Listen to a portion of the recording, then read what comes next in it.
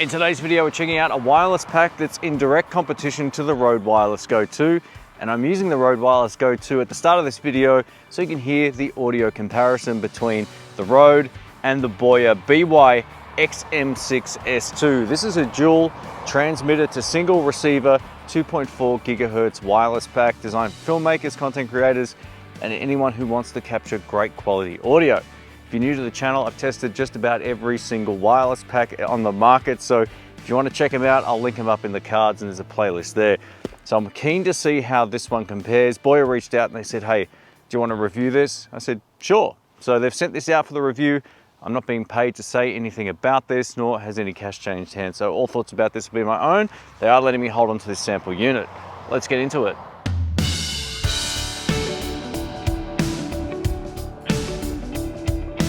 Before I give you more information on how this pack works, what you get in the box, as well as doing a distance test, I just want to switch over to the pack so you'll be hearing it for the rest of the video. This is the Rode Wireless Go, so this will act as a comparison between one of the most popular packs on the internet versus the Boya. So let's switch it over and we'll see if we can hear a difference. And now listening to the audio quality from the Boya onboard microphone from the transmitter. I set this up on my Panasonic S5.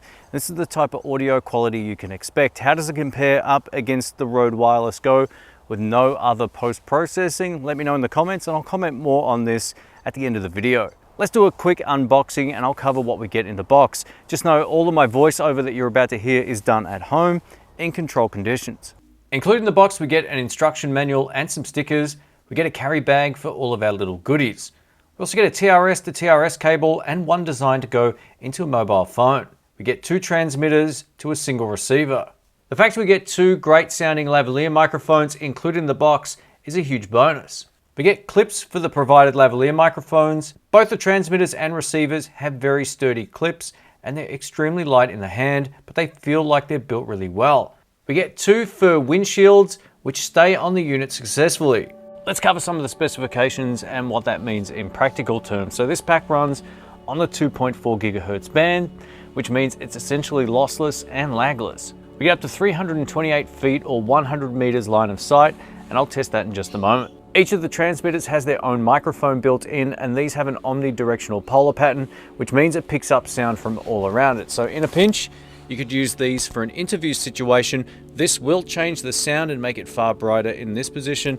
I always like having it sideways on my shirt, but if you're in a pinch and you need to do an interview, you could use these. The frequency response is listed at 35 Hertz to 18 kilohertz, so we almost get to the highest end of human hearing, but it does scoop out a little bit of that low end, and you can add some of that back in post if you choose to do some sort of editing on your project. But in this case, I'm just going to leave it set as it is. The benefit of scooping out a little bit of the low end or adding a high pass filter is that it won't hear as much rumble, especially if you're walking. It doesn't get all your footsteps and the bass response from the unit, say, bouncing across and hitting your chest, for example, or if you're in a loud situation where there's lots of traffic and low end frequencies.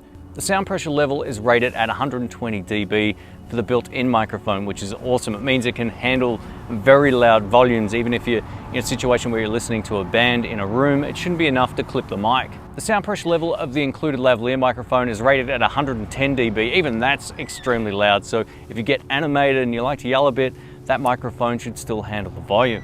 The receiver gives us two audio outputs. One is real-time headphone monitoring, which is great. If your camera doesn't have a headphone socket, you've now got one. We also get a line out, which will go directly to your camera or audio source. We get an audio output that can go anywhere between -60 and -20 dB. This allows you to set the output volume correctly for almost any type of device. Whether you've got a Sony camera, a Panasonic, a Canon or whatever, you'll be able to set up the output volume on the unit so it doesn't clip the audio input. Another one of the strengths of this unit is runtime. We can run these units up to 7 hours before they need to be recharged.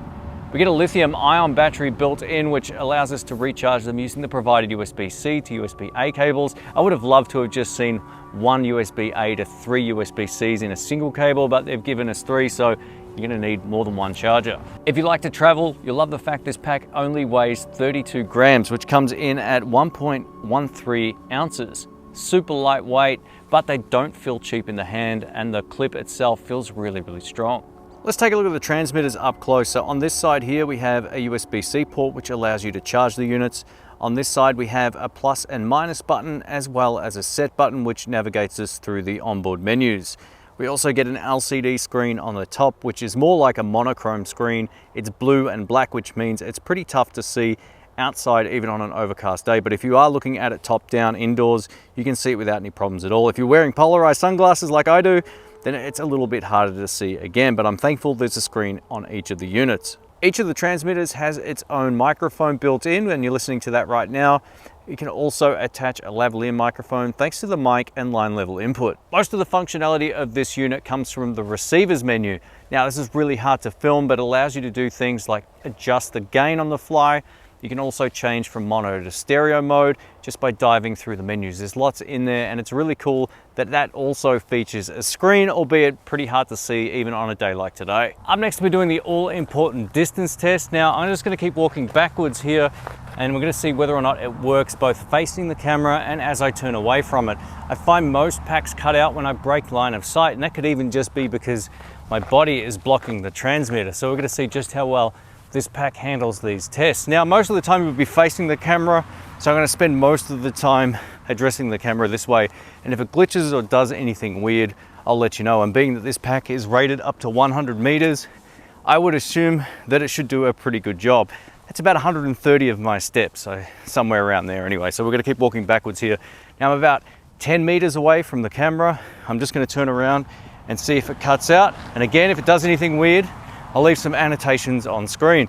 This is one of those tests that some of the most expensive packs don't do very well with, because the line of sight thing can just cause havoc on some digital wireless packs, and other packs have done really well. So we'll keep walking back. This is about twice the distance of the last turnaround test. So I'm just gonna see how well it works and if it handled that. Just keep walking backwards.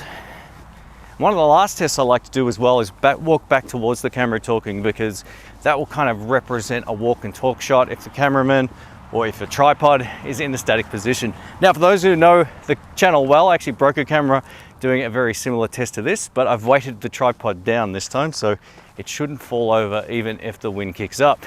So I would say this has to be close to 40 or 50 meters away. Here, and I'll do it one more time as I keep talking.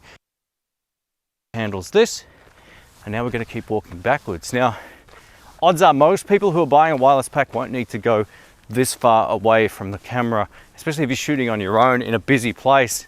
I would feel pretty wary about leaving my expensive camera on a tripod in the distance, so I like to shoot no further than about this far away from the tripod for my particular style of shooting. But with these tests, I like to walk back at least to the half of the recommended distance. If it works facing the camera at that distance, it shouldn't have any issues at 100 meters line of sight without any distractions. So we can see how well this works walking back.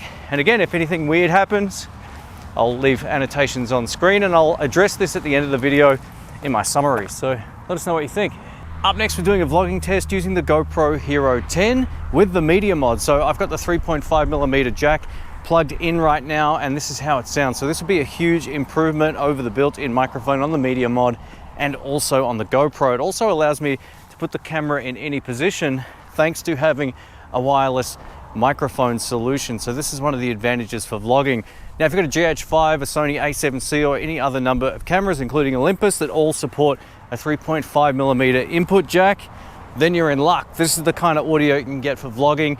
It's much better than a shotgun microphone and also far lighter. Being that we get two transmitters to one receiver, one of the questions you might have is, can you run this in true stereo or down mix to mono? The answer is yes for both, so that's great. If you plan on just doing live streaming with two people, leave it set to mono, and that will be a balanced signal between both of your participants. Now, if you're going to be doing an interview, for example, and hitting record on your camera, that's when you want to select stereo, because it will give you far more flexibility in post to adjust the audio.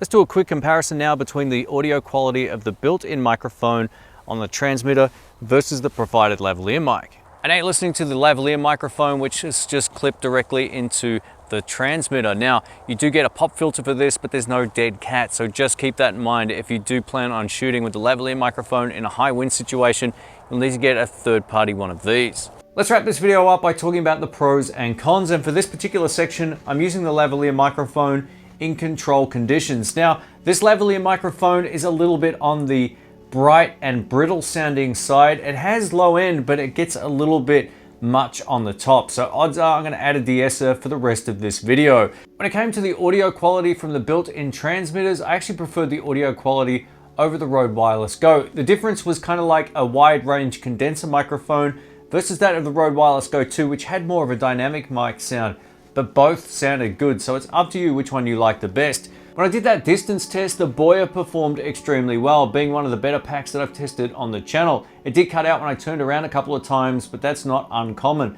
Nearly every pack I've tested has done that, so in that regard, it worked really well. If I was facing the camera, I could easily get up to 100 meters away from it without it cutting out. I only have a small couple of complaints with this. I'm glad they've included a lavalier microphone, but it can sound just that little bit too bright, and a little foam thing that you get with them falls off really easy. I've already lost one of them. It must have fallen off outdoors, so it's gone. So if you plan on using one of these with the little foam windsock, I would say either tape it on or super glue it in place because you'll lose it really easily. The transmitter and receiver have an LCD screen that's almost impossible to see outdoors, but the great news is indoors, when I set up this shot, I can see them without any problems, and I'll show you some B-roll of that now. When it comes to the menu diving and functionality, this pack is right up there with the Saramonic Blink 500. It's very similar in terms of how you navigate the menus. It can be a little bit tricky at first, but once you get a feel for it, it's actually not bad. My only other small complaint is that we get 3 USB-C to USB-A cables instead of one of these. And if you want to get one of these, I'll link it below. This allows you to plug one end into your charger and charge all 3 units at once. I have no idea why companies don't ship with these by default. It happens all of the time with wireless packs. It's time to move away from needing 3 chargers and 3 cables to only needing 1 charger and 1 cable. Thanks for watching, folks. My name's Shane. I'll link this down below if you want to check it out. Those affiliate links help support the channel at no extra cost to you. And a massive thanks again to Boya for sending this out. Don't forget to subscribe, all that kind of stuff, and I will catch you soon. See ya.